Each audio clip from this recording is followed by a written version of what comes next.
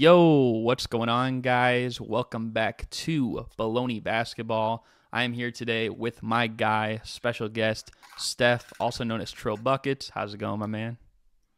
Good, bro. Good, bro. We've been cooking in this last year or so in this content game. We've been doing our thing, so we in good spirits. How you doing, bro? I'm also doing good. I think the last time I had you on was the over-under tournament, and you put on a masterful performance. Came up a little bit short, but hey, we'll see. We'll see if you can redeem yourself. We have a mini game at the end here. But yeah, if you want, though, we can roll right into the show because we got a lot of stuff to talk about. And I think the first thing we have to talk about is All-Star Weekend. And Man.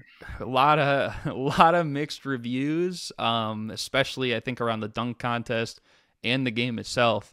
But how I guess would you rate All-Star Weekend and maybe what needs to change, if anything?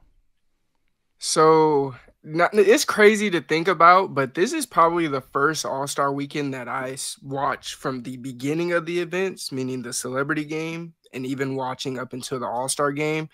And it's crazy to say, but Sabrina and Steph and the celebrity game were the two biggest draws, which is an issue because there's only one person in that whole group of people that represents the NBA. Well, the men's NBA, that is, not trying to exclude Sabrina, but like that's a problem, at least to me, because from my eyes, I was drawn to the celebrity game. It was cool to see. I know a lot of people don't like athletes being in it because they wanted to see guys like Kai and stuff like that hoop. But frankly put, if it ain't athletes in there, you're not going to see a competitive game like we have seen, because most people that aren't athletes, they don't have that same intensity that an athlete would, whether you play basketball or not. So that point I did want to argue down, because I did see that a lot from people. Take athletes out of, don't do that. Please don't do that, because I don't know if you guys seen a pickup basketball game full of players that never played a sport in their life. It's not pretty. So yeah, we're not going to do that. But with regard to the other events, Rising Stars, it was cool how they set it up and everything, but even still, it was like, these guys are taking over the league now. So really and truly, what the Rising Stars used to be, where they're exposing the younger players of the future, these are the players that we're watching every day and we're following every day. You feel me? Like there's guys in that game that are like, no, these are guys that we've actually seen some of them in this game multiple times in the case of Scoot, or B, they're prominent on their team and they're the primary guy on their team. So it's already like we're seeing them night in and night out. So they don't need that exposure the way they used to. I love the USA versus World game, especially now more than ever, because of the fact that we're seeing more Euro players and overseas players start to have the skill and the talent to keep up with American players. So I think that would be something more fruitful for them to go back to, especially, like I said, now with the influx of Euro players, we have arguably majority of the top 10 players in the league are Euro players, or they're not players that are American. So I can see bringing that back. Now, with regard to the three-point shootout, I was a shooter playing, so I'm always going to love it no matter what. I as long as you get good shooters in there, I'm going to love it. I'm sorry, that's just me.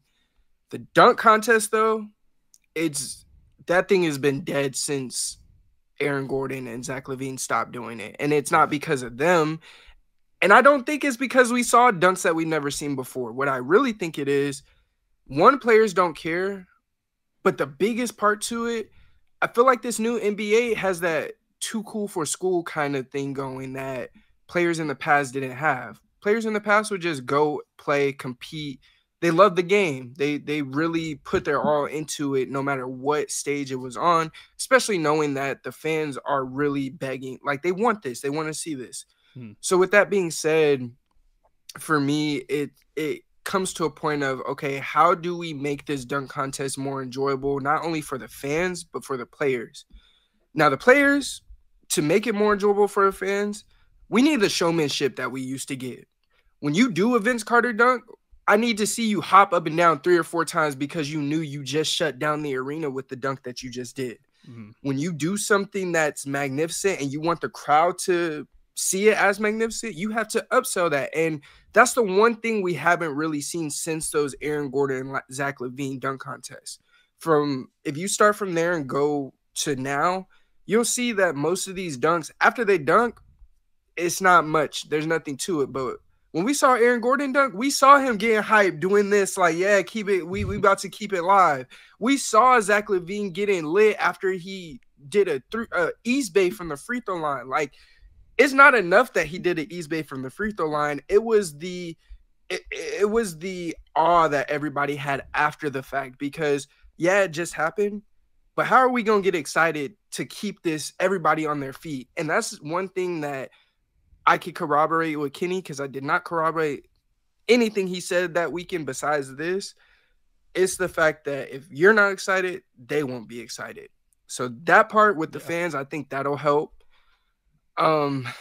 With regard to the players, I don't know what you could do, bro. I'm going to be honest. I was trying to come up with a video to help All-Star Weekend, and I got stuck on the dunk contest because the money incentive doesn't. If you give the winner $1 million, yeah, $1 million is $1 million, and like regardless of how much you're getting paid, that's a lot of money. You could do whatever with that.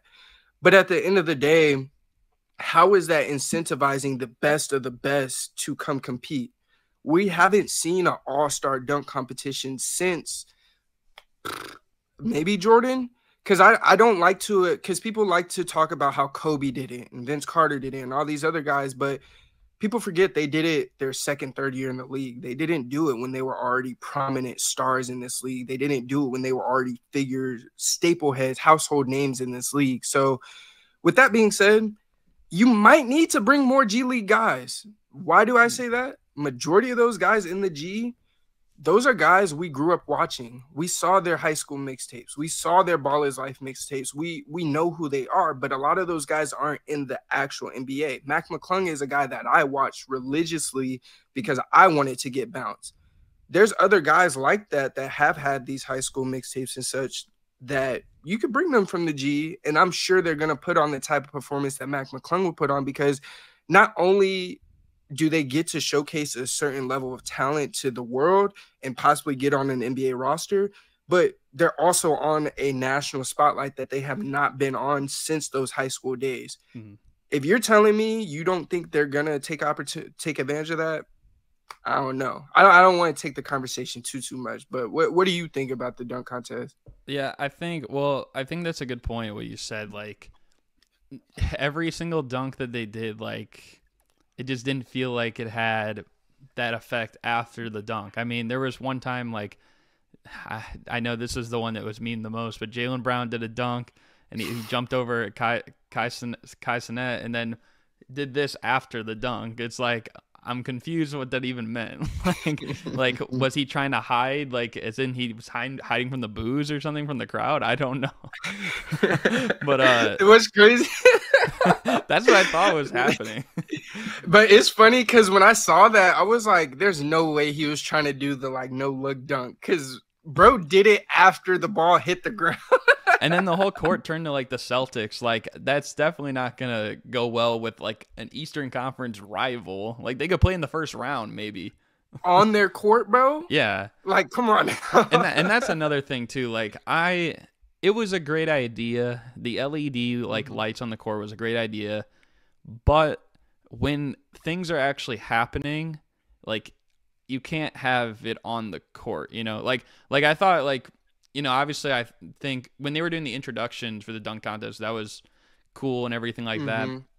When they're actually dunking though, and like you have just the whole court is like blue, or like what the 3-point contest was green and stuff like that. Like, it looks weird. Like, they came out with, I mean, you're a 2K player. I don't know if you've seen it since, but like, they dropped a Damian Lillard card for the 3-point contest. Yeah. He looks like Shrek because he's green. like why is that? You know, it's like, it's so bad. But I do think that the celebrity game was pretty good. I'm still not like a huge fan of them, like maybe doing like other challenges or incentives to like really boost the points, like that spot where it's like 6 points. Like, come on, like, do we need that? Like, really? Like, right. Like, That was annoying. Yeah. That was the dumbest thing ever. Because at that point, it got to a point where it was like, all right, this is gimmicky, bro. Like the on fire thing was kind of cool because it did give a sense of this is in real life takeover, which I thought that was cool because, like you said, 2K player. But like the rest of the stuff, the stars flashing on the court, it popping up on the court as you're watching, it was very distracting. So I definitely agree. It felt like a 2K vibe, honestly. Like. And like you said, some of the graphics that were on the court were really cool. Like the Terrence Clark one, when he put the jersey on, they had a Terrence Clark kind of like tribute in the paint. Something like that is cool because it showed it before the dunk and everything. But no, I definitely agree with you because in the 3-point contest with the court being green, it's like I don't think they realize how much comfortability and repeating the same thing goes into hooping, because regardless if they realize it or not, that changes perception for a shooter. That changes what you're seeing as a shooter. Shooting on a bright green floor versus a hardwood floor, it's distracting. Simple as there's no other way to it than that. But with the All-Star game specifically, I don't know. I thought they had the answer with the fixed the 3 quarters and then had the fixed score. It seemed to the past 2 years it worked, but this year it was really a case of these dudes are just out here BSing, and I'm not even watching it. Like I think I stopped watching midway in the second because I was like, nah, they're gonna hit 200 points, and that is weird. Yeah, like I didn't even like. It feels like they didn't even really say much about like how they were gonna change it back to like a 12-minute quarter in the fourth rather than like a 24 additional of whoever's winning in the fourth. Like they wouldn't have got 200 if that was the case. But even then, it's like they're still like they're not playing defense, like, you know. And granted, like they were shooting well, they're all-stars, but I don't know. Like I'm just trying to see at least defense on the plays where it's like it's in the half court and then you've already been playing for like 4 or 5 seconds. If Damian Lillard pulls up from half court and he's like, let me just try this a few times, and he makes it, then so be it, you know. But like I don't know. Just like the 3-quarter shot from Luka was like, yeah, bro, like what are we doing here? Like that. And it in the moment, it's like, bro, he's so unserious. This is funny. But then when you actually take it in, it's like, no, I wanted to watch this All-Star game to see the best of the best go against each other. Maybe not compete for 48 minutes, but I want to see, or 42 minutes, but I want to see them compete nonetheless. Now they do talk about different incentives for that. Like I saw some people talking about the winner gets home court advantage, and I don't like that idea because I get it with baseball. Baseball is a little different in that regard, but bringing that into play, it almost creates no incentive for getting that 1 seed. Like, say I'm a Western Conference, say I'm Denver, for example. They have the best record in the league, but now the East won the All-Star game. They don't have home court advantage for what? We were the best team in the NBA. Now that we get to the finals where it matters the absolute most, we don't get home court like that. That part is frankly, it was dumb to me. I don't think it should determine home court advantage. I really feel like the fixed score, I don't know how it helped, but it helped a lot, strictly because that's when it gets to a point where it's a true winner versus loser. Once it got to that point where they're just scoring and they're letting each other score, they're really just doing it till the time runs out. They don't care who wins. They don't care who says won the All-Star game or whatever. And frankly, the All-Star game MVP, I went to look at the box score and I was like, I understand Dame winning it, but at the same time, all these guys on this list, if this was a finals game, closeout game, all of them are winning MVP. From Cat, who had 40, I believe, from Jaylen Brown, who had damn near 40, I believe. Like, so it got to a point also where we're at the end, and I'm like, how did y'all choose the All-Star MVP? Like, realistically, what was the real, like, deciding factor in it? But I just think go back to captains. I think the captains did help and bring a sense of team as opposed to conference, because if we're being honest, the guys within your conference are the guys you're competing against the most. Those are the guys that you're fighting against the most, and those are the guys that you're trying to beat the most. So if we have team captains and we mix it up, now we have teams that there's no allegiances, alliances, biases, or anything of that nature, because now we're not representing a certain side, and we're now representing this player. And if I get picked by LeBron, I'm not letting LeBron down. That's I grew up watching him, so he's my team captain. We're gonna ride for him, and I think that helped the All-Star game a lot. Speaking to what you said about changing the format, I truthfully don't recall them speaking on it at all. Maybe I missed it, but Yeah, I don't recall weird. them saying they were gonna go back. I don't recall them. Well, they did. Did they still have captains? I don't remember For that this part. one, no. Yeah, Well, like so they like did. I don't. I guess they did, but they didn't have like a purpose. I guess. They weren't picking like before. It was Right. more so. Yeah. Yeah. So it's like I don't recall them saying any of those were done away with. The best part of the All-Star game, it was the jerseys and the warm-ups, and that's sad. Yeah. That is sad. Yeah, I will say the jerseys were pretty good this year, but I think the other thing too, it's just like felt a little boring. Like you didn't really have too much. Like a lot of people repeated, or there was a lot of duplicate winners that, but none of them really felt like, oh, he did something like pretty cool, except maybe Ben Mathurin winning Rising Stars MVP, because he was, John with Jaden Ivey, and we're all like, oh, we like this. Then he went out and, kind of really put on a show from that point forward too. Like, other than that, I mean, like, Dame won the three-point contest last year. He arguably was better last year. Mac McClung won the dunk contest last year. He arguably was better last year. Actually, no, not arguably. He was. No, he was. Yeah, It was better last year.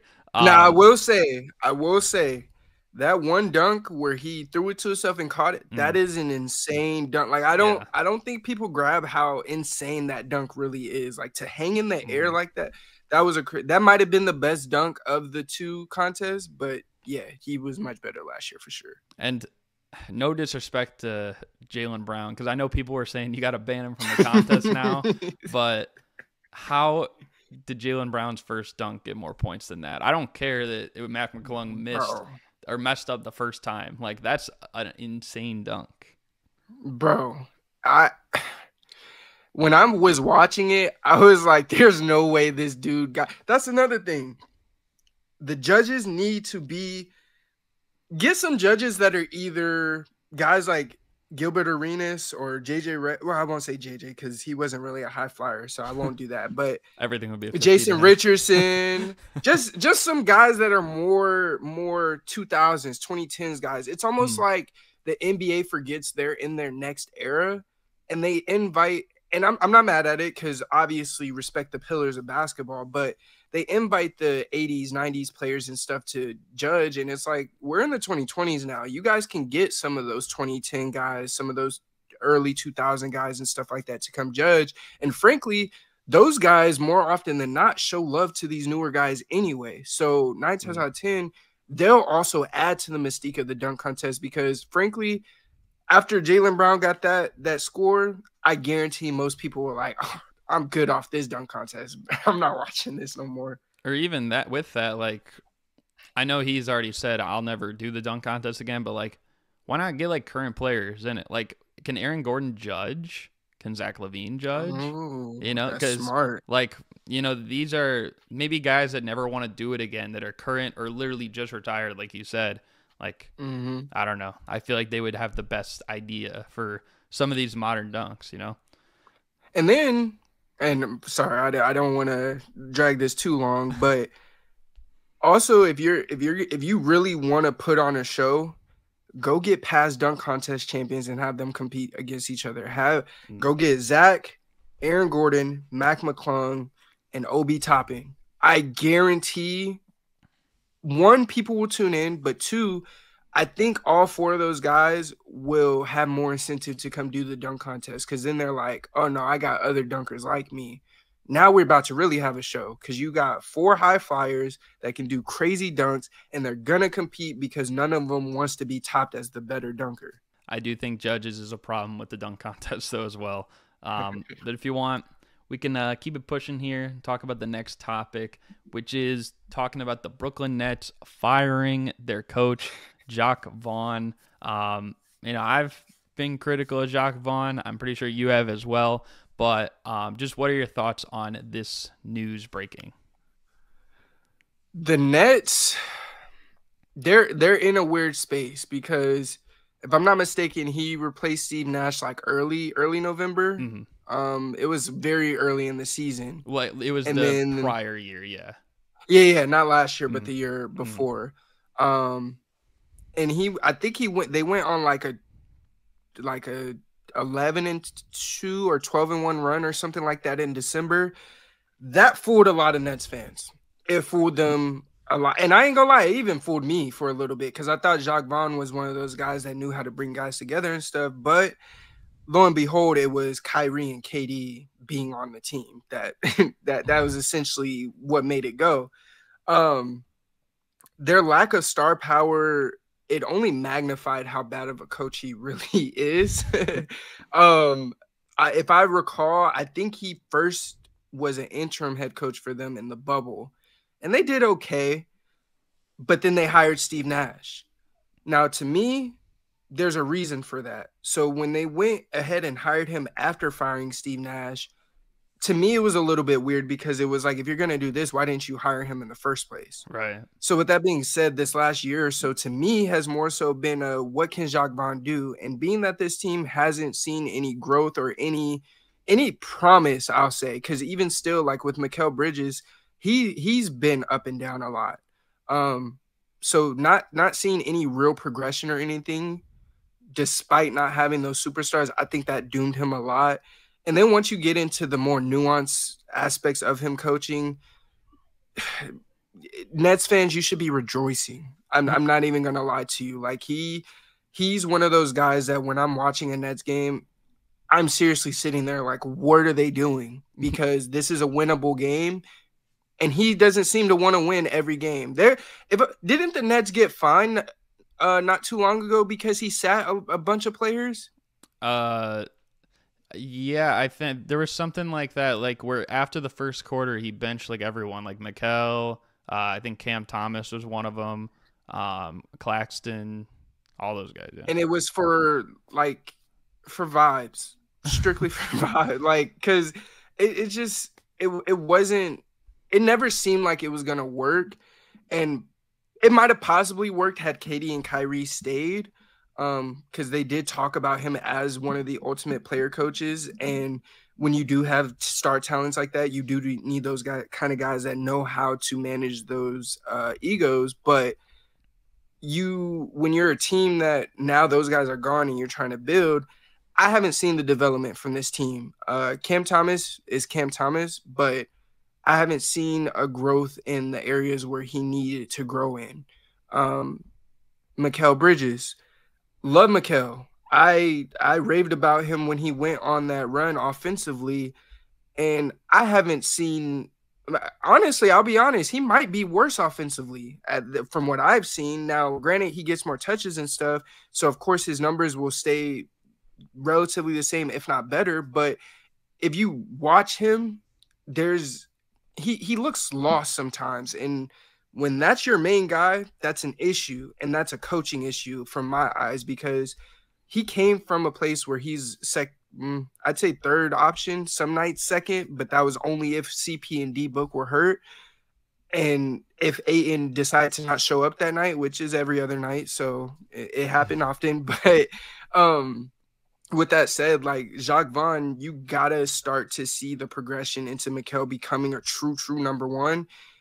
And I think us not really seeing that, I think that hurt him a lot with regard to getting fired. And they haven't started the year out well, so obviously that's not going to help at all either. But rejoice, Net fans. Don't be mad.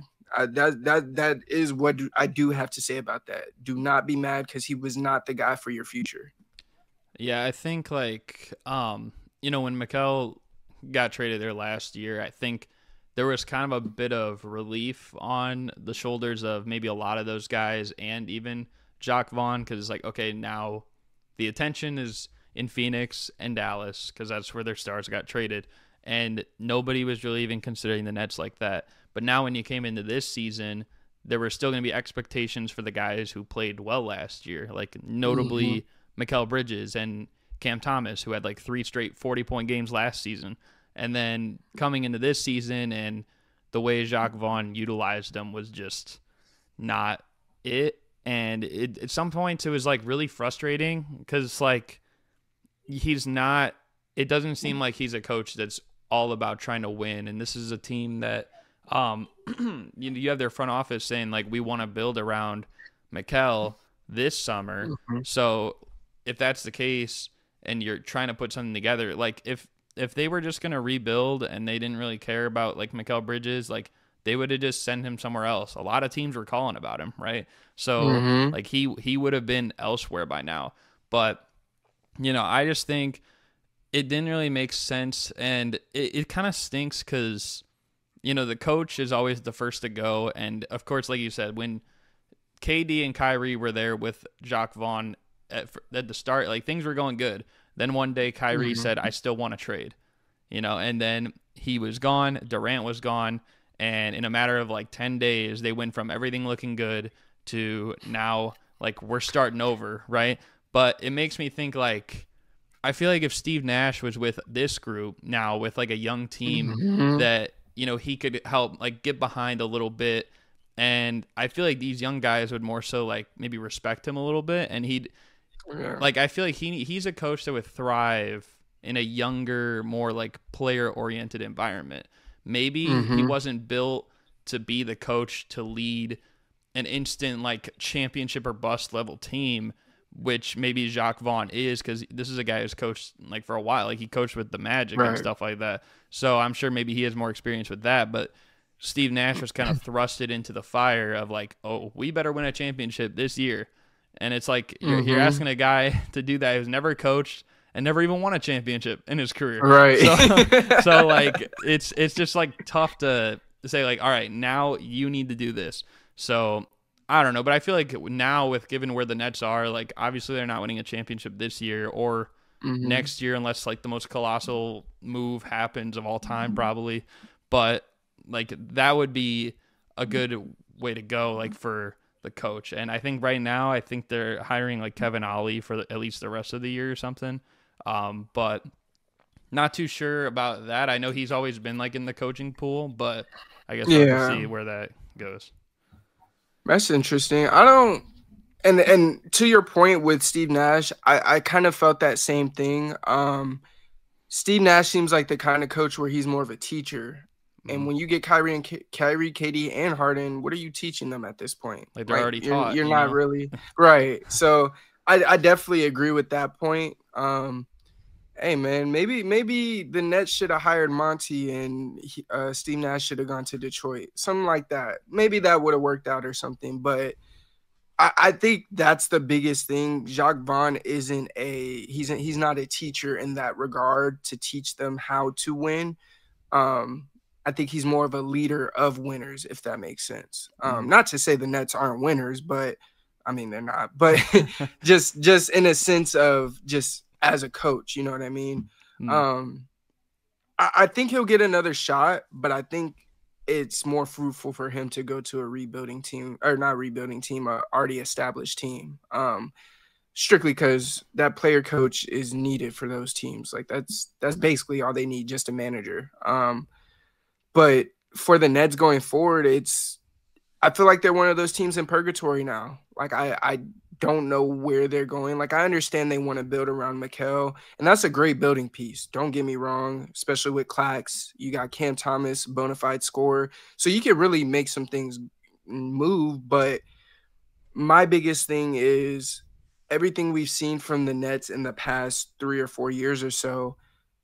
There's no stability with regard to coaching. There's no stability with regard to, not saying their GM's been fired, but front office moves. I'll say that. Not the front office, but their moves. And when it comes to a championship team, before anything else comes, you need that stability. And I think that's what the Nets really need to focus on, because since that one Nets team with D'Lo and all those guys, this team they've just been a team, another team in the league.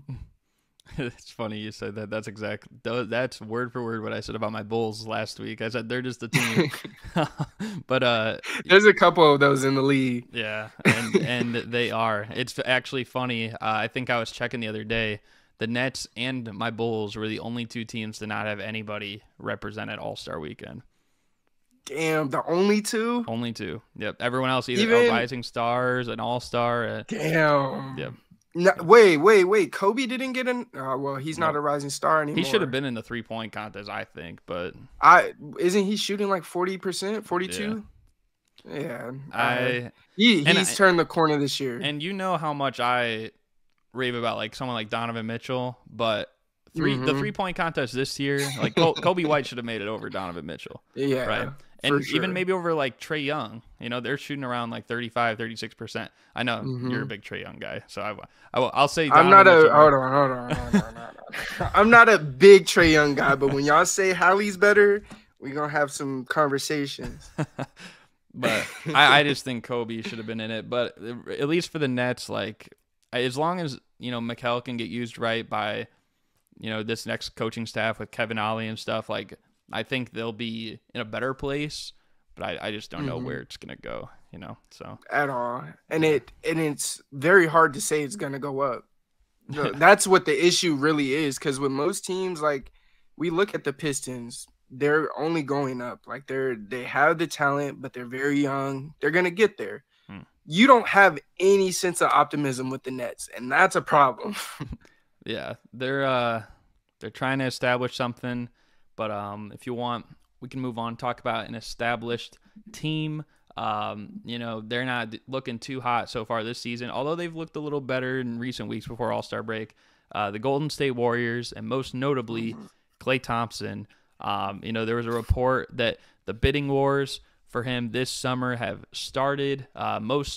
Mostly the rumors were around the two LA teams, which would include the Clippers and your Lakers, and as well as the two Florida teams, the Miami Heat and the Orlando Magic. Well, I guess like, what are your thoughts on like this report, and do you think he even could go to one of those teams or help out any of those teams?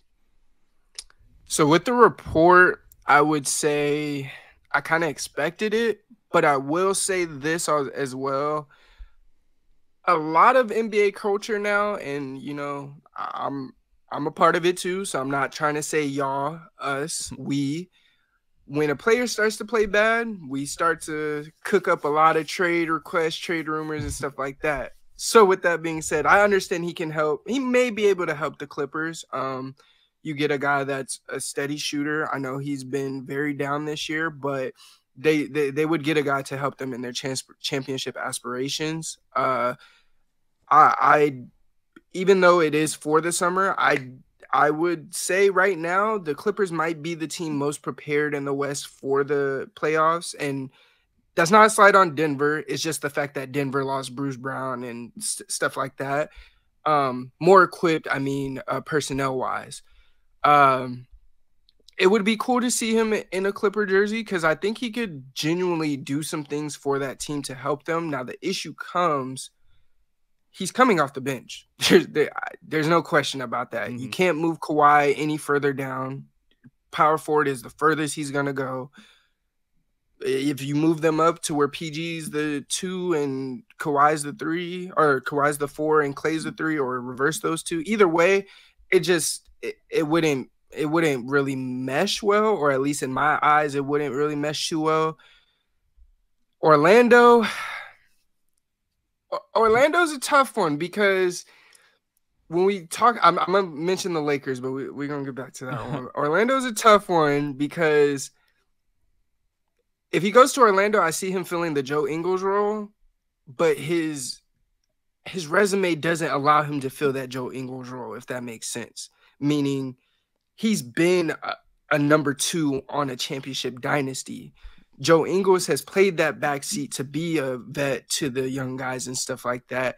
And though Klay can do that, I feel like this past year and a half, 2 years or so, the pettiness and frankly the childish kind of responses that he's had in press conferences and stuff like that is very, very hard for me to see him as that vet leader. It's so hard for me to see it because like I forget what they said or what they asked, but they asked something about detractors. And he was like, they can't do what we do. Worry about them. They can't. Like, as a person who graduated with a degree in behavioral health, I'm going to tell you guys now, he was deflecting. That man is going through a crisis. Him saying over and over and over, worry about what they say. They can't do what I do. Why would I worry? He said, why would I worry about them like 4 or 5 times? That dude is in a mental crisis right now, bro. So it's hard for me to see him as a vet presence, and that's all he would be in Orlando. Like, if we're being truthful. And especially now, Miami. I was just gonna say too, especially like with that, like most of the times he was deflecting, like Steph was saying the opposite thing. So it's like, that's kind of weird. Yeah, like you could tell, and I think I even tweeted it. I was like, I could tell his confidence is shot. His confidence is just like is not there, and you could tell it just by how he speaks in the media, how he moves, just his mannerism. I saw a picture of him. It was a meme of him just buttoning up his warm-ups. Bro looks so miserable buttoning them things up, bro. like he's really going through it because you're in the midst of getting your job taken, literally. It's like that. And here we go again, meme. Literally, like he got lucky because Draymond Green punched Jordan Poole. You got lucky because Jordan Poole was about to take your job, buddy. Regardless of anything else. But going to Miami, it's hard to see him there as well because you brought Scary Terry in. You have Tyler Hero. I think it's time for Tyler Hero to be their starter. It's time, or if he's not their starter, he's going to stay their 6th man. So with that being said, he's going to be splitting minutes with Tyler Hero regardless if he goes to Miami. And there are going to be nights where Tyler Hero is getting a bulk of those minutes. Can Klay Thompson handle that? And that's all it comes down to. And if he can, I think Miami or the Clippers will be best for him. Now, getting to the other team, LA, Lakers. I do not want that man on our team. No, no. All the things that I just said, the childishness, the lack of confidence, all those things. If you think that's bad in Golden State, wait till you put on a Laker jersey. Wait till you put on a Laker jersey. And I say that because go look at Malik Beasley's numbers last year and go look at him this year. That's all you need to know. And if Klay Thompson puts up stinkers the way he has been in Golden State, I guarantee you Laker faithful is not going to be as forgiving as Golden State Warriors fans are, especially because he's coming from a rival team that we had to watch win for year in and year out while he was one of the guys helping to win. So with that being said, if you think the confidence and all that stuff is bad now, do not put on a Laker jersey because the minute you have a horrible game, yeah, you're cooked. He's going to be done because I can already tell his mental strength. I'm not going to say he has weak mental strength, but I will say once it got penetrated, it was over. It was a wrap because his game showed it as well. Because I've been making fun of him all year. He's been throwing up bricks, hitting the side of the backboard. Like, this is not the Klay that I'm used to. Yeah, this isn't Klay. This is Clank. Yeah. but yeah, and not only that, but it's like we already know like the Lakers are one of, or probably the biggest NBA fan base there is. It's like them, the Knicks are probably the top 2. And then it's like on top of that, I'm assuming bringing him in would also be like as an alongside LeBron thing, which I know we're going to get there, but like just on top of that, like with him as well there in his fan base, like it's going to be like elevated to a whole nother level too. But I do think like I forgot he's from there. Oh yeah, I forgot. too, yeah. And his dad played for us. Yeah, bro. Don't come to LA. Just stay away. I mean, if he went across town to the Clippers, at least they're moving to a new building next year, so it's not like right in the heart of LA. But No. Inglewood is the heart of LA. So it is? Yes. Well, okay. So when I say heart, I really mean like the culture heart. Like Oh, if we're talking about like the NWA, the rap culture, Snoop, all that, well, where yeah. they're moving in Inglewood, they're in the heart of all that. So Mm. like it honestly might be worse than where Staples Center is, if I'm gonna be completely honest with you, bro. And Mm. this is as a California native. This isn't even me speaking basketball. This is just me knowing those areas. Inglewood, there's good areas, but it's also like Compton at the same time too. So, yeah, it's gonna be some passionate fans. That's like Inglewood in Chicago, except without the good areas. But anyways, no, what I was gonna say too is that if he went to the Clippers, like it would have to be, you know, I don't see a way he goes to the Clippers unless they lose someone in free agency. Like there's not 100% guarantee of their core four. Like there's an opportunity that one of them could leave. Now if let's say the Clippers won the championship or something, would they leave? Probably not. Right. So that already closes that door. But I also don't know if they would even want to leave because they're all from there. Like, obviously Kawhi just, signed an extension, but like even these other, whether it's Harden or Westbrook or whatever, or George, like I don't know if they're all home. Yeah, I don't know if they would want to leave. Like they're kind of in the last like couple years of their career. And to speak to that, Inglewood is specifically where all three where I don't know about PG, but I know Russ, Kawhi, and Harden. They're specifically like close to that Inglewood area, so they're really, really home moving to that new arena. Yeah, like I don't know if they would want to leave. So, and with Miami, it's like Miami would be cool. I'm sure that would be a place Klay would like being. Now with the Heat though, the thing that makes me nervous is that they've had guys like Duncan Robinson and Max Strus in there that their role with the team over the past couple years, obviously Strus isn't there anymore, but like over the course of the time they were there, it's like mostly just a 3-point specialist type of guy, and they're not utilized the same way. So I know Klay recently said like I'm okay with kind of taking like maybe a backseat, but like are you okay with that backseat? Because that's a little bit more extreme. Yeah. So I don't know about that. I think of these teams, the Magic, I would say actually maybe makes the most sense, just because like the only thing for them is like they have Markelle, Jalen Suggs, Cole Anthony.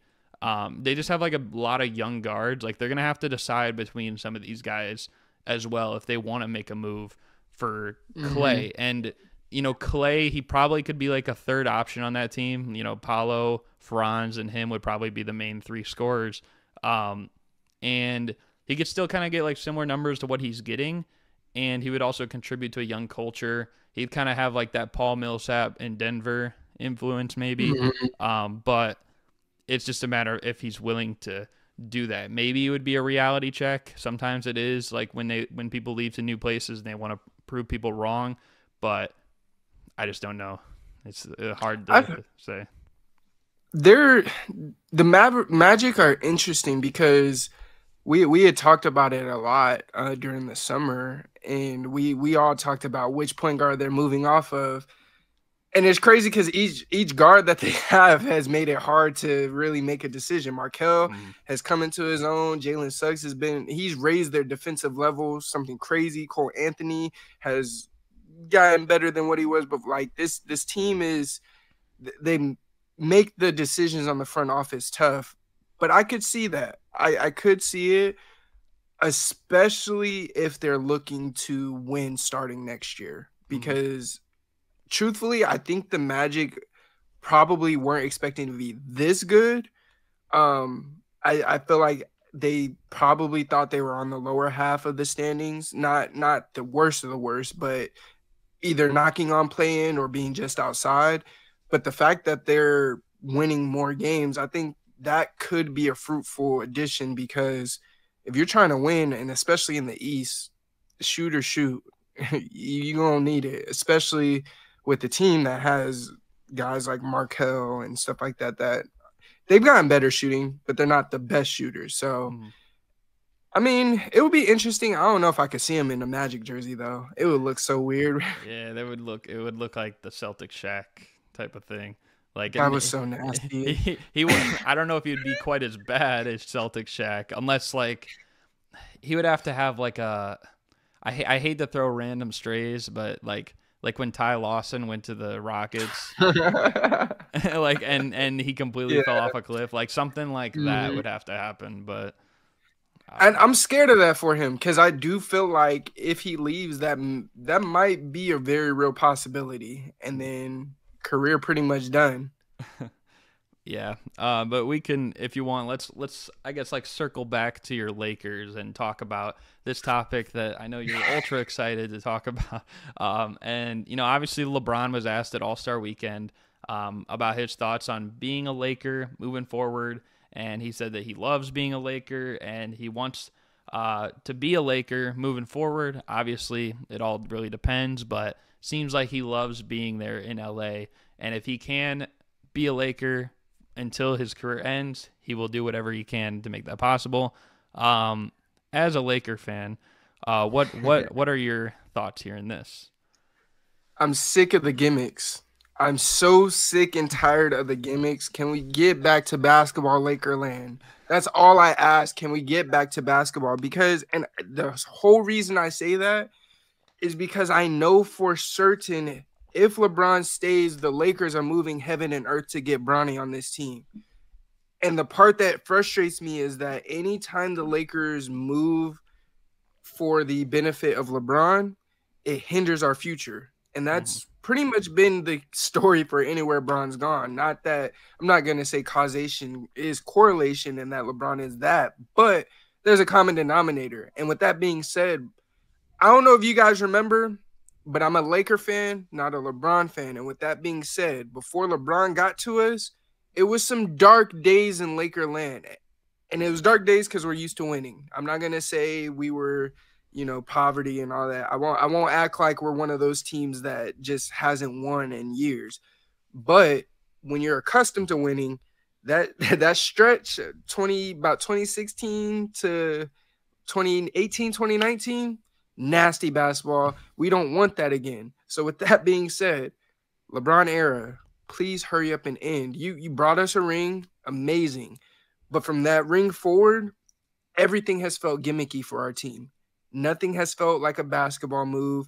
When we talk about, free agency, when we talk about the players we currently have, it's literally a revolving cycle. Who are we going to get in to help? And it's like at this point, if we're going to win, go all in and win. But if we're not, you need to figure out ways to imprint your future going forward. Now, Pelinka, he started on that track a little bit last trade deadline because he did get a lot of picks back and stuff like that. But even still, Bron staying isn't going to propel us to a winner, especially in the West. And that's the part that people don't understand. The West is very young with crazy talent.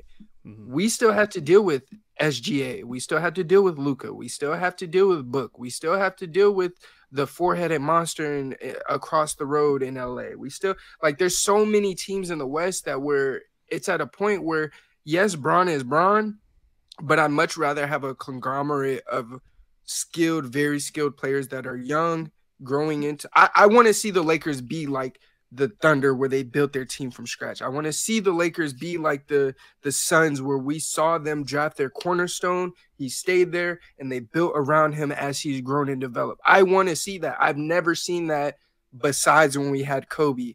And I'd argue the Lakers didn't do that. Kobe was going to be Kobe no matter where he went. So with that said, figure out how to build a future and build a team, because the gimmicky stuff, the new age Laker fans, they're good off of that.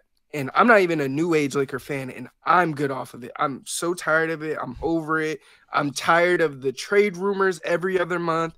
I'm tired of saying we need to ship off D'Lo because he had a couple bad games. I'm over it, man. Let's get back to basketball. That's how I feel about the LeBron era, man. Yeah, I mean, you guys did kind of have it going, and honestly, even when LeBron first joined that team with Kuzma and Ingram and Lonzo, I was, cool. I kind of liked that. Exciting. I liked that. It was exciting. Josh Hart too. Zubac was on the team, and then And granted, it did result in a championship for you guys, but it's also like, as soon as the AD trade happened, I'm like, okay, this is going to go LeBron's way as long as he's here. And that's what you've seen. You've seen him get Westbrook. You've seen him make the trades last deadline. And I'm not going to say everything was like bad that they did. I think the Westbrook trade was bad, obviously. But like, not every move has been bad. But it's just like every move is for LeBron, and, Right. Obviously last trade deadline, I felt like they were kind of making those moves around him to like fit in the best way possible. I think at this trade deadline, obviously you guys, as you're recording this, I think you guys are ninth right now, right?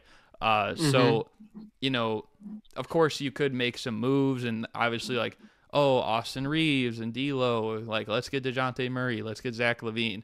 And I will say I'm glad that Rob Pelinka didn't do that, because I feel like if he would have done something like that again, it would have felt like he's almost continuously catering to LeBron, who is going to retire soon, like, so if he keeps doing this and that all for him, then he's probably going to draft his son. He's probably going to play his son. And how is that going to make the Lakers look when, I'm not saying Bronny won't like be an NBA level player, but as of what we've seen so far in college, I don't know if he's NBA ready, Right. like maybe if he goes more years in college, and I know he kind of had like an accident like over the summer as well, but like give him time, kind of like get back into where he can thrive the most, and then he can kind of come back. But I don't think LeBron wants to wait that long, because he's already like accomplished almost everything that he could, and he's kind of ready for the farewell tour, whether it's quiet or loud, as he said. Like, I don't know if it was. It's not timeout. We got to address that real quick. Go ahead. LeBron, that was the biggest lie, and you be lying about your books. Always this was lies. the biggest lie I've ever seen. It. Bro said he doesn't care about the fan fit. Come on, bro. LeBron, you did the decision, buddy. Yeah. Don't ever tell me you don't want the praise, and come on, bro. Yeah. Like, I'm not one to accept praise. Like, dude, get out of here, bro. He calls himself the GOAT. That's why people hate you, bro. Like, you're tone deaf. Like, that guy literally calls himself the GOAT, doesn't like having praise. It's crazy. But anyways, like, yeah, it's just, I feel like, obviously like getting LeBron at that point, making that move, like you guys really didn't have a huge window, I would say, but you guys did execute in the year that the bubble happened. And it's a good thing too, because like obviously without that, this Laker era would almost probably feel worse, Well, let me ask you this, because I've wondered this. Say we don't do that AD trade, we keep Kuz, we keep Zoe, we keep those guys. Mm-hmm. Do you think they develop into who they ended up being? I think Zoe would, because Alonzo started to be on that track anyway.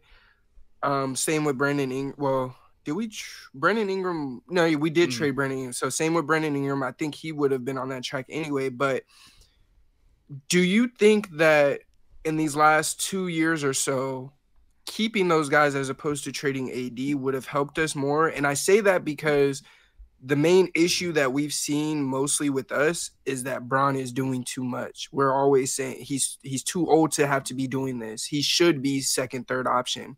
If we kept those guys, now you have BI, now you have Lonzo, you have the help to where they could carry you to that playoff record. Now it's Bron, we need you first option and do your thing.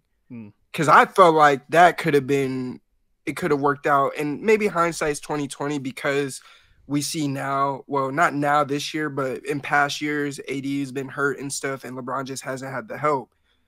If we had those guys, I don't know, maybe not a championship, but I don't know. It's worth the ask. Yeah, I mean, what I would say to respond to that is that, I mean, you look at some of those guys, like Brandon Ingram is, a starter on a top 6 playoff team right now. Josh Hart, he's getting big minutes, having a huge role on the Knicks as well. Zubac as well with the Clippers. And, last time we saw Lonzo, maybe he doesn't get hurt like in a different timeline. And last time we saw him, he was, my Bulls are number 1. So like if you put them all together, and obviously Kuzma, the Wizards aren't doing anything, but I think there's a lot more than Kyle Kuzma, wrong with the Wizards. Six-man Kuzma could do some wonders for that squad. Yeah, like I think that there's just a lot. I mean, I don't know if they would still have him, but at that time you guys had KCP. He just won a championship as a starter. So, and he won with you guys, obviously. But like, so I just think like even right now, you take a lot of those guys, and good things could have happened. I think, yeah, you guys had, for part of that too, you had Randall for a little bit as well, All-Star. Yep. So like, no, I think if I'm not mistaken, Randall was part of the trade because he was in New Orleans first. I think he went to and New then Orleans he signed the year to before. New York. I think he was with. You're right. Because he was with You're AD right. that weird last year, whatever. Yeah, you're right. So, but still, I mean, those are a lot of guys that are like on playoff teams or contributing to top 6 teams like right now, with the exception of like Lonzo, who's hurt, and Kuzma, whose team's is terrible. So I feel like you put them all together. I mean, like as long as you get like a good coach in there, because I don't think Luke Walton would have been the coach, but I mean, if you get a good coach in there, like I think that they could have been, you know? Right. Yeah, and that's my biggest thing, because it's like when you look at it from that standpoint, it's almost like the Lakers would have been on the same track as the Thunder, the Clippers, the Nuggets, the Timberwolves, because even still, you have that mystique of it's LA, and you can get 1 or 2 free agency, or 2 of those guys you may be able to flip for a lesser star. You know what I mean? So I think that could have worked out, but that's where my issue lies. We have LeBron and AD, and we're not even top 6. Like, that's a problem, bro. Yeah, I think also too, like even if let's say you guys didn't get LeBron, you guys wouldn't make the trade for Westbrook, and a guy like Alex Caruso probably went to left, you know? So like there's just like there's just like a lot of pieces, and like granted it's always hard to keep them all together. Like we were talking about Orlando, like, and how tough it is for their front office right now, because like they got so many guys who it feels like they've been there for a minute, like especially with the guards, and it's like they got to choose eventually. Like they probably would have to come to some hard decisions over time, but I feel like having that much, you could have maybe turned it into something like OKC right now, maybe. Right. And I agree. And it's also crazy because when you go into having a guy like LeBron, you also have to realize like some guys might not want to sign with you, because that could be a job death sentence. Like if you don't show up, you're getting traded somewhere immediately, and you're probably not getting traded to a contender. So it's like it's hard to navigate with a LeBron on your team. What I think Pelinka needs to start, I think he started to realize it more, but what he needs to click in his mind is that we're the Lakers. We don't necessarily need to make the trade. We can wait for the summer and try to get guys in, because that's always been the draw. Who doesn't want to be in La La Land? You know what I mean? Stop giving our picks away. Become a recruiter, buddy. Start talking to people. Get people in the building, man. Yeah, I mean, we'll have to see, but I don't know. Seems like LeBron likes being in LA. Seems like some Laker fans don't want him in LA no more.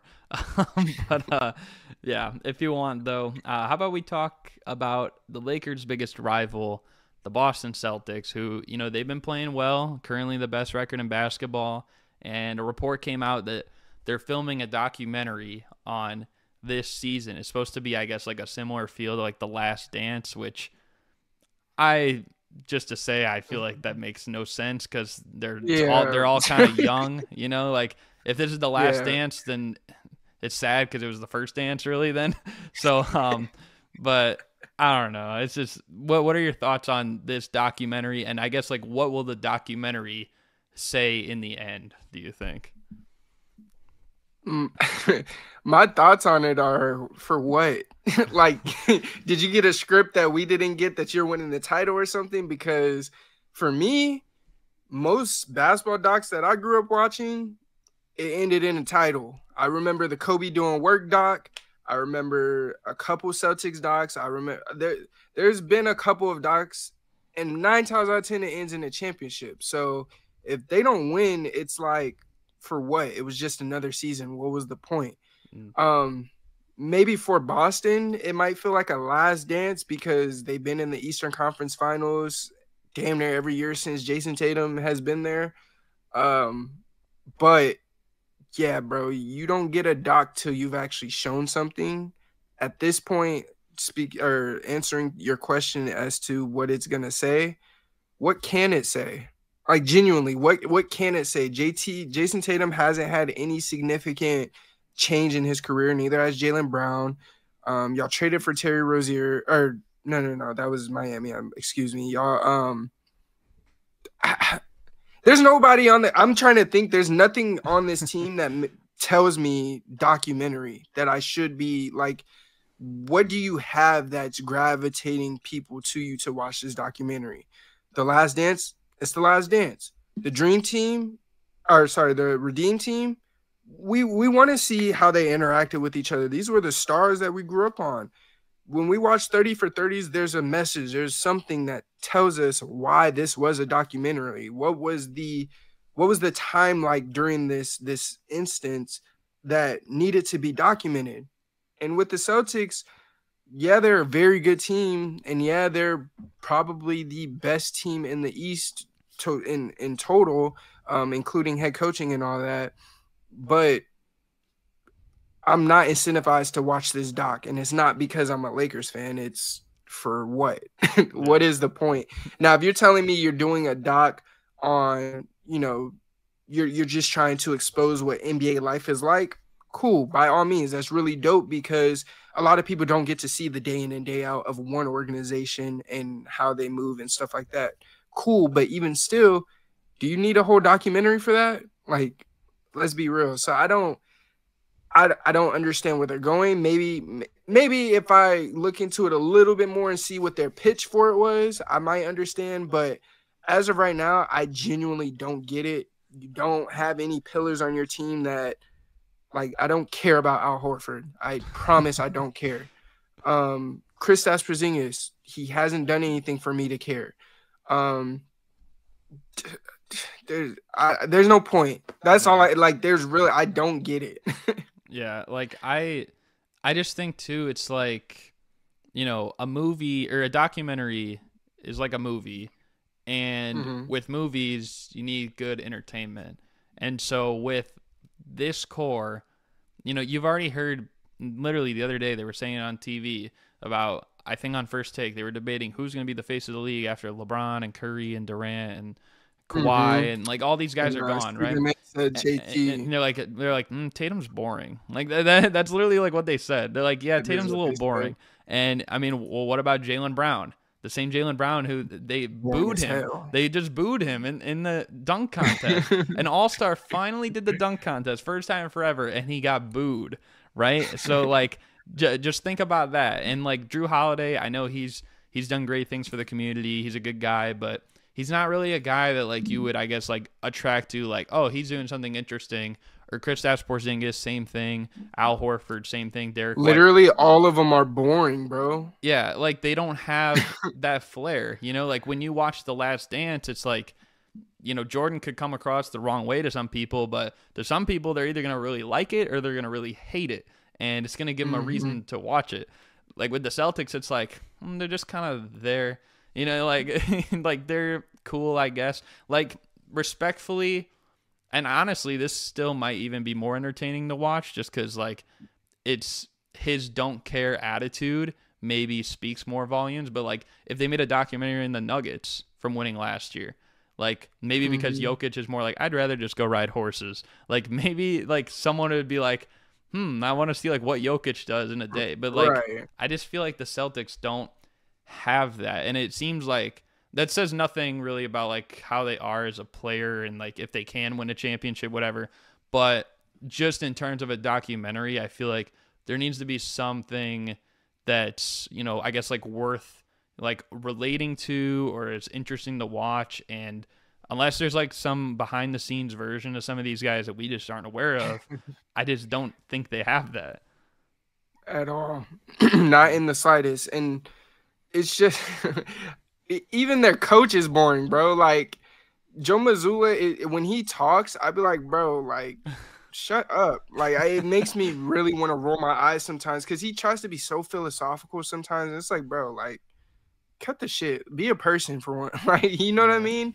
This whole team there's no point.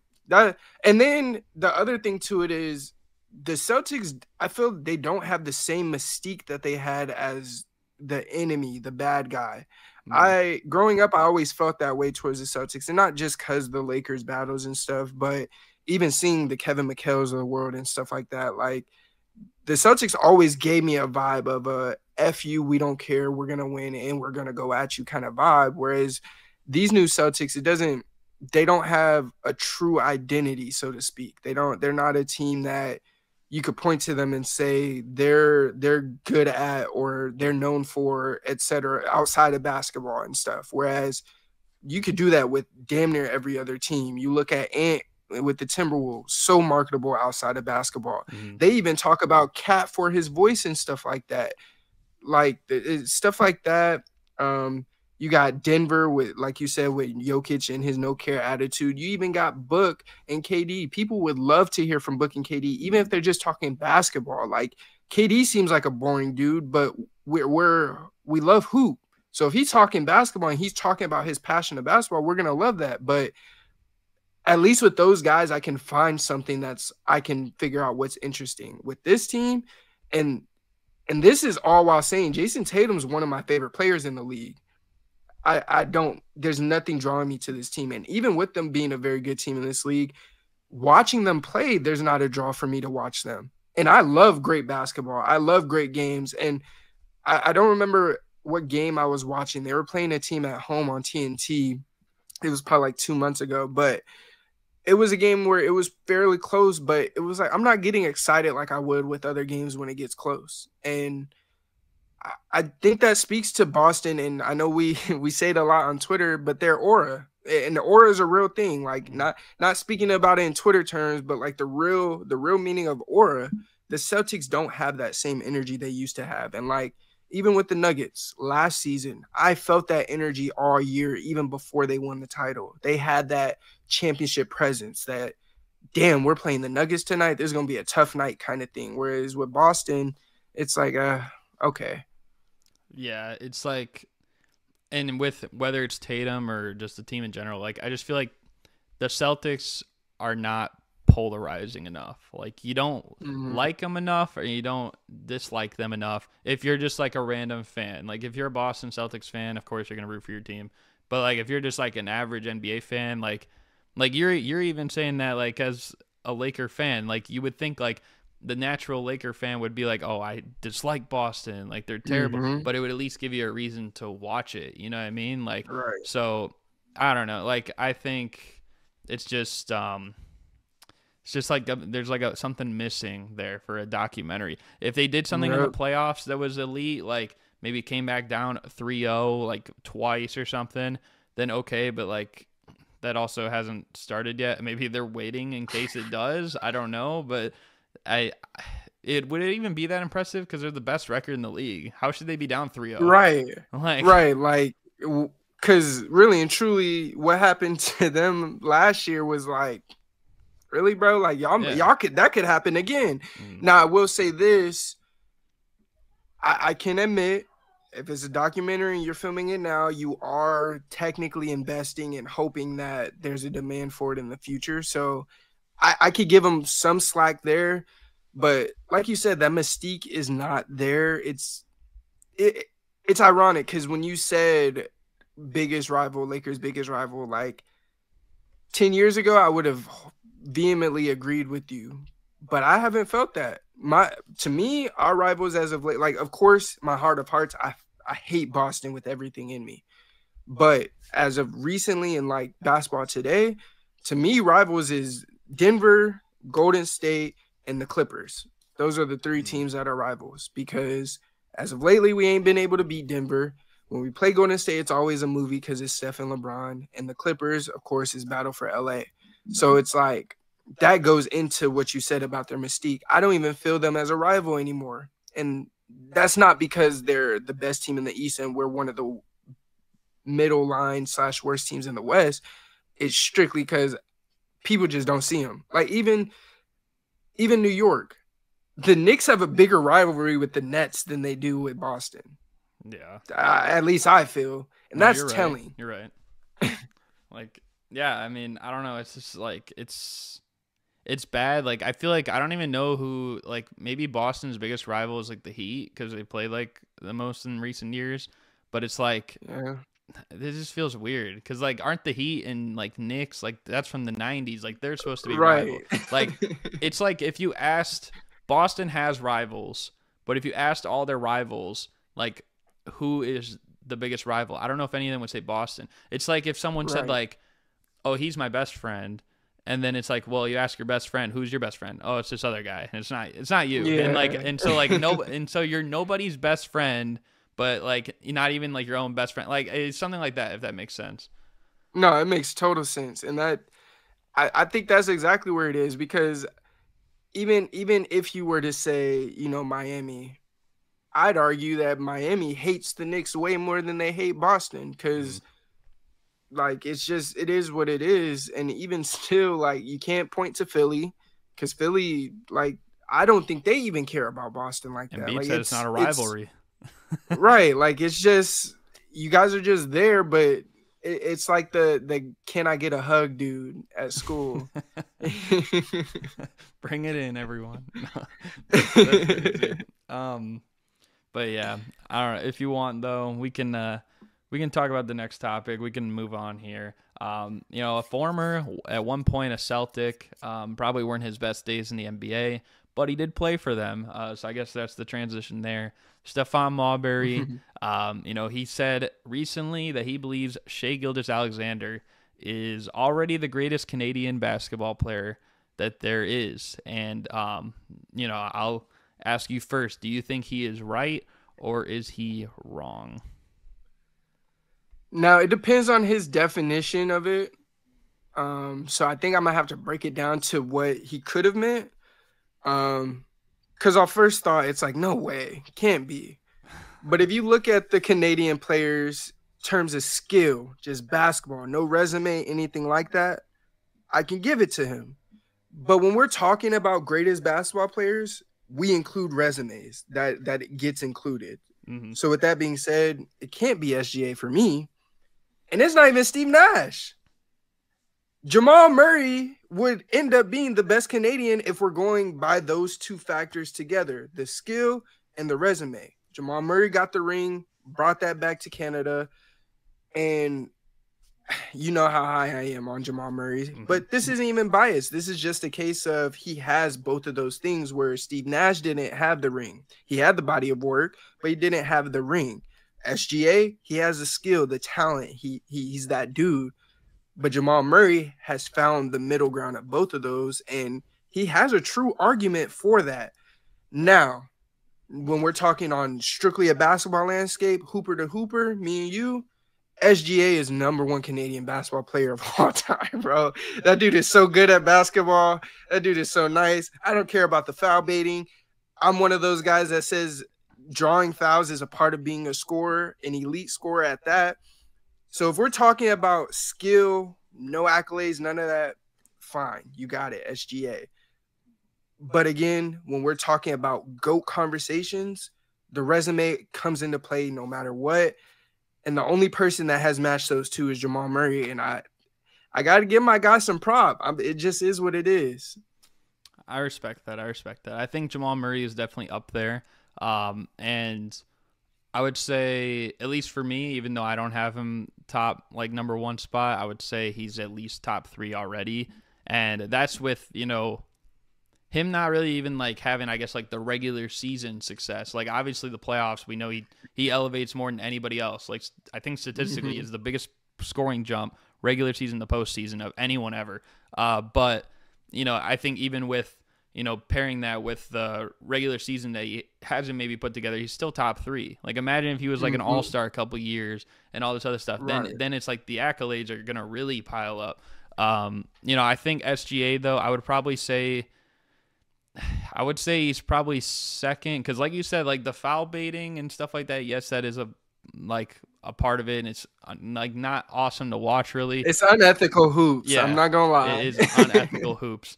And like he's a solid defender, I will give him that, but it's like we also haven't really seen maybe like him face certain adversity yet in the NBA. Mm-hmm. And we're probably going to see that like now because we're going to get a playoff atmosphere of him, unless it's Thunder going like a huge slide, but I think they should make the playoffs this year. But sure. I think for me, I have to, you know, and I might be biased because he's my second favorite point guard ever behind Derrick Rose, but I got to go with Steve Nash as number one.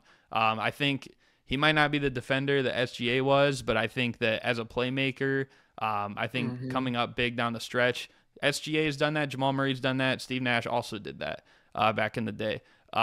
He didn't win a championship, of course, but I think like as a playmaker and like really making the whole team better. I still remember the one year when Stoudemire was out and Joe Johnson left, Quinn Richardson left. They lost like over 60 points per game from the year before, and he still led them to a top two seed in the Western Conference Finals and 2 games away from the NBA Finals. Like, I feel like that's crazy.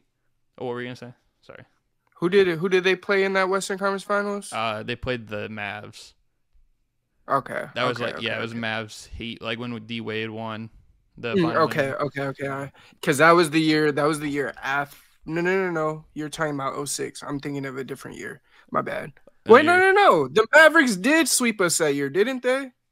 They swept us in the second round. I'm pretty sure. 2011, they did. That was the year they won. I'm thinking. I always mix those two, so we got a historian here. Got to ask him, but but no. I just think I don't know. Like can Shai get there? Yes. I mean, Shai is scoring at a rate that Nash never did.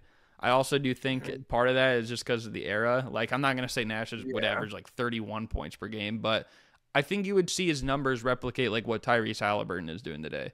And he's doing it. Yeah. He did it at elite efficiency too. Probably, if we're looking at some of the most efficient scorers ever, like he doesn't have the volume, but I think on efficiency, like he'd be up there. And not just him scoring, but also playmaking, making plays down the stretch of games. Like he's a guy I want the ball in his hands. And that's not to say these other guys haven't, but I do think like along with the resume, I think that comes a little bit in the my argument too. I just feel like Nash has probably done the most, but I think SGA is probably second and Jamal Murray third. I mean, those are kind of interchangeable to me with like a whole career aspect. Like Shai has peaked higher in the regular season. Jamal Murray obviously has peaked higher in the playoffs. But yeah. I could agree with that. We do have our top 3 locked. I will say that. It all depends on the order, but I'm also not one that likes to tag greatest till a person has I don't think SGA has had the time to even be able to build his resume to be in that. So like I do think that's slightly unfair to him. But speaking to your point about Nash and his scoring ability, Steve Nash is one of the few dudes in the league that had a green light and played like he had a yellow/red light. Like he wasn't really the guy that was looking to shoot pass first guy all the time. But if he took that green light the way he was allowed to, it would have been so much better for that Phoenix team. That dude was a shooter. He was the first shooter that I've ever watched and emulated like my game after, like the licking fingertips, all that. One of those dudes. But I would put him second as of right now. But again, that's strictly because SGA is still very young in his career. He hasn't had that time to really this is the first year where he's a true number one on a playoff team. So like this is his first year of really getting that opportunity to show us how he stacks against the rest. I think by the end of it all, when Jamal and SGA retires, it'll be exactly what your list is. Well, at least my list will be like yours, where Steve Nash is here and then SGA rises up and Jamal Murray's probably going to stay in that number 3 spot. But that's not because Jamal Murray isn't good enough. You got Jokic, buddy. Like, it just is what it is. Yeah, sometimes that's the price to pay when you're playing with elite talent. But I mean, we'll have to see. I mean, even if Chet like breaks out or Jalen Williams and the Thunder like have more options, maybe it takes a little bit away from Shai. We'll have to see. But I will say the one thing in their favor is that like Nash started playing at like a all-star level a little bit later. Like he won his first MVP at age 30, and I think he made his first all-star team at age like 27 or something. Like, you know, SGA is what, like 26 right now. He's already been first team All-NBA twice. So, you know, barring like, you know, no injuries and stuff like that, and assuming maybe he can achieve some postseason success. Obviously Nash never won a title, but let's say he can, for one, get to the playoffs, and then two, like maybe like win a couple series and stuff like that. Like, I think maybe then the discussion will be a little bit better. And for what it's worth noting, I think they did ask SGA this. He said, as of right now, it's Nash, but he said that he's trying to chase him. Yeah, he did say Nash. When I was doing my notes, I did see that very clear. He gave the nod to Steve Nash, but SGA knows he gonna get there. I like SGA's quiet demeanor fools a lot of people, but that is probably one of the most confident dudes in the league. Like I think his confidence is probably up there with Anthony Edwards, but he's more introverted with it, whereas Ant is extroverted. But SGA is a problem. Like I don't think people truly realize how good he is and will become. But yeah, he'll be the greatest Canadian hooper when it's all said and done. I don't think there's a question about that. And he's one of the best poets in the league too, from his Instagram. Man, some bars, some bars. I'm not even gonna lie to you. I don't know if you knew this, because this could have been your transition, but I was named after Stephon Marbury. Really? Did not name is spelled the exact same and everything. Yeah, like when I see my dad and I go visit him, he'd be like, "What up, Starberry?" I'll be like, "Bro, knock it off." See, it's funny because every time I hear like Steph, I'm naturally thinking of Curry, but that wouldn't make sense because I'm named after Curry. Like then you'd be like, I don't even know, like 14, 15. Yeah, like but yeah, that is a nice fun fact. I like that. But you know, always good to have some trivia, and trivia is one of the many games we've done on this channel, and that's what we're here to do right now, the mini game. You like that transition? Yeah, that was I fuck with that one. That was a good one. You brought it back with that one. I had to redeem myself. So anyways, though, we got the NBA Fast Money mini game. How this works is my guy Steph, I'm gonna ask him 5 NBA related questions. They could be current or former players, whatever it may be that I'm asking about. It could be teams, whatever. And in those 5 questions, you'll have 60 seconds to try and give me the best answer based on survey results. And you're just going to try and get the most points. If there's a question that maybe you don't know the answer to right away and the time is ticking, you can say pass. I'll come back to it at the end. And yeah, it's pretty straightforward. All right. Well, I'm ready. Alrighty, I've always wanted to be on Family Feud with the family. You feel me? All right, let me pull it up, and I'll count you down. I'll say like 5, 4, 3, 2, 1, and then I'll start reading the first question. Alrighty, here we go. In 5, 4, 3, 2, 1. Give me a player, past or present, who has played for the Bulls and Sixers. Bulls and Sixers. You can skip if you don't know. Pass. Okay, yeah. Give me a current team that was around before 1960. Celtics. Okay, give me someone who scored 20 or more points in this year's All-Star game. Cat. Okay, give me somebody who coached a team event during All-Star Weekend. Doc Rivers. Okay, and besides Kobe or Magic, give me a Lakers player with their jersey retired. Jerry West. Okay, and the first question is, give me a player, past or present, who played for the Bulls and Sixers. You got 20 seconds.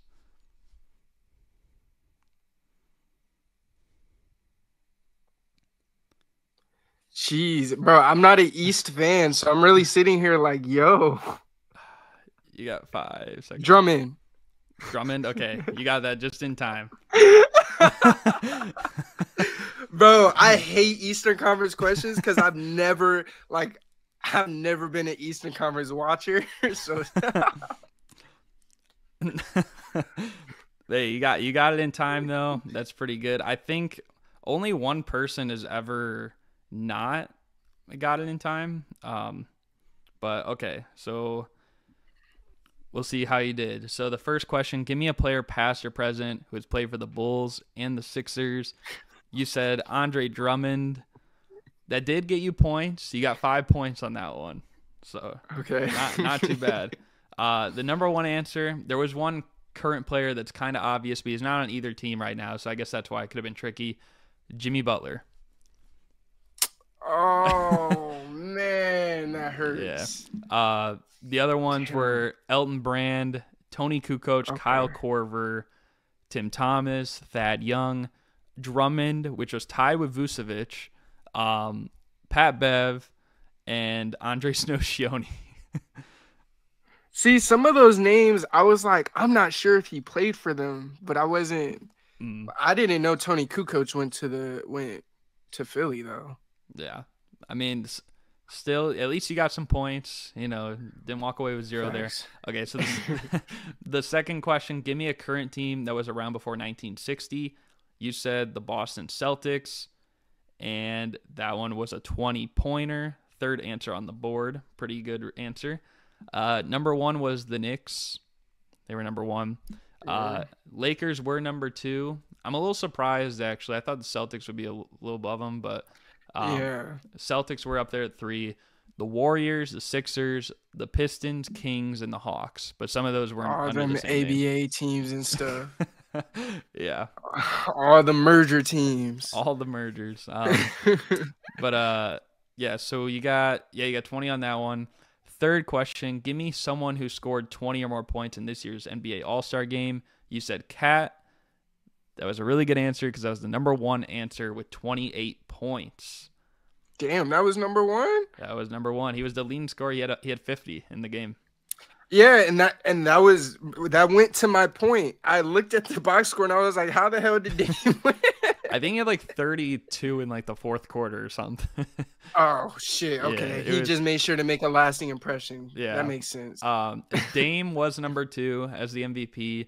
Halliburton, SGA, Jaylen Brown, Giannis, and Tatum were the other ones.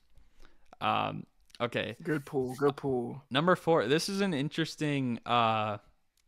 This one has some pretty interesting results, I will say. Give me someone who coached a team event during All-Star Weekend, and you said Doc Rivers. That was a pretty good answer. That was number 2 on the board. It got you 21 points. But number 1, a team event, it could have been any event. No way. It was Do not say the coach I think you are. It was Lil Wayne was number 1. Oh my god. Is that what you're gonna say? I knew it was gonna be him or one of the who else was in the celebrity? 50 Cent and Asia Wilson. So 50 Cent was top 4 as well. Stephen A was up there. Chris Finch, Jalen Rose for the Rising Stars, Shannon Sharp, Asia Wilson, Pau Gasol, Tamika Catchings, and Detlef Schrempf. So I didn't even know Pau and Detlef. Actually, I do because they did the. Okay, okay, I remember that now. Lil Wayne is so crazy. But Lil Wayne, wait, was he really coaching though? He was an assistant coach. They introduced Asia as the assistant. They didn't introduce him. He was just on the couch with them. I think they were both like listed on there, but okay. Yeah, because I know 50 Cent was the other side coach, but yeah. So I guess technically he wasn't a head coach, but it was an interesting question. It's all right.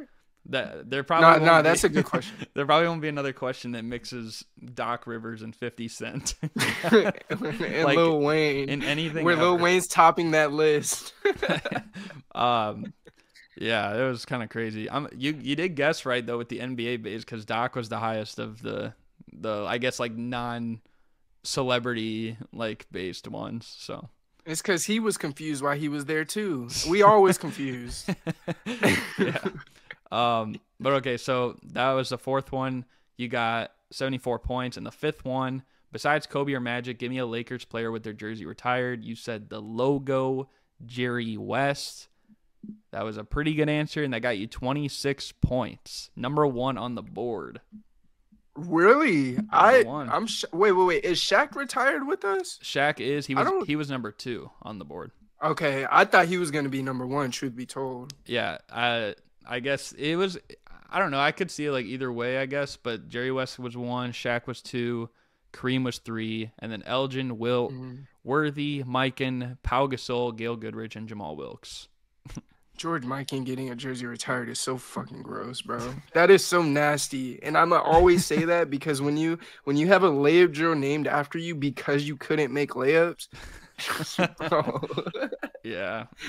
And I mean, to be fair, they just retired it, right? Like last season or something. Yeah, like it was very recent. It was like, okay, bro, like we don't care. And quite frankly, most basketball players hate that drill. It is one of the worst, stupidest drills I've ever done in my life. Yeah, it's not a fun drill. It really just makes me tired every time I've ever done it. Like tired, dizzy, because you're sitting there doing this the whole time. Like I know. nah, bro.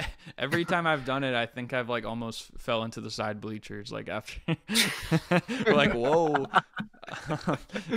Nah, I feel that. It's a dumb drill. Cause that's another thing too. I never had an issue with layups, so it was like, bro, what am I doing this for? Yeah. But yeah, it was not a fun drill. But that guy, he would have got you 4 points only. Good thing you went with Jerry West. He got you 26. So overall, you got 26 for Jerry. You got 21. That's 47. You got 28 for Cat. That's 75. You got 100 points exactly. Wow. Oh shit. How do you? That's an A. How do you feel? That's an A, man. I can never be mad about that. But if I just got that first answer, I think we would have been able to explode the number to where nobody could touch it. But I will say this. I don't think people are going to guess Lil Wayne. I don't think they're going to guess Jerry West. I think they'll say Shaq or Kareem or something like that. So with that being said, I think we sitting tight. You did get 2 number 1 answers, and you got 2 other top 3 answers. Yeah, I mean, if you would have got Jimmy, that would have elevated the score. But other than that, everything else you pretty much hit. So we'll do better next time. We always do better next time. I mean, you did come out. You know, like I said, you win 10 for 10 in the over/under. Your second round, you said I'll be better. Look what you did. So we'll have to see.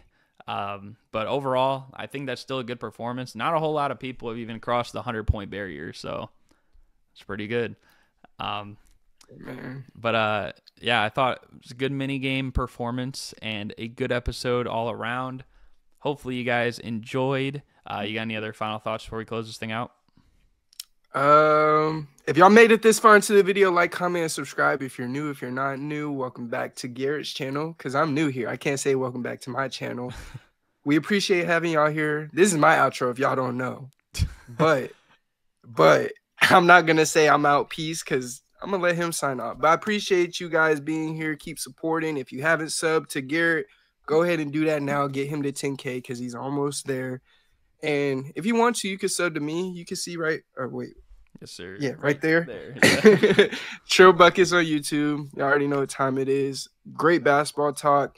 You can follow me on Twitter too. I might follow back, but if you're a troll, you're not getting followed back. I'm gonna tell you that now. For sure. And I'll have his stuff. Except for Garrett. He's the only troll I follow. I'm not even gonna lie. The only troll. Yeah, and maybe shout out our guy NBA Addict TV as well, because he's a troll as well. I don't be seeing him troll like that. Really? I see him all the time trolling, but really? Yeah. I gotta go peep. Because I will say this, I've started to interact with Timberwolves fans. I need to stop interacting with Justin, bro. Oh my God. The amount of Timberwolves stuff that was on my page for like a week, I was like, yeah, bro, I gotta be careful with what fan base I interact with, because yeah. And I don't interact with Knicks fans, so that makes sense. If Jelson's watching, Jelson, your army of Timberwolves fans, they always come after us for everything. Any little thing. Everything. Anything. Even if we're being nice. Even if we're being nice. Yeah. Like, I'm going to just say this. Y'all should not have been mad at what Draymond said. He was poking fun at a bad situation. Y'all are past that now. There's no reason to be mad at that. It's just crazy. I'm sure there will be more times where it's like they're always coming after us. But either way, hopefully it's only for good stuff. But again, there you go. Appreciate you being on the show. Again, hopefully you guys enjoyed. Thank you guys for watching, and we're out. Peace.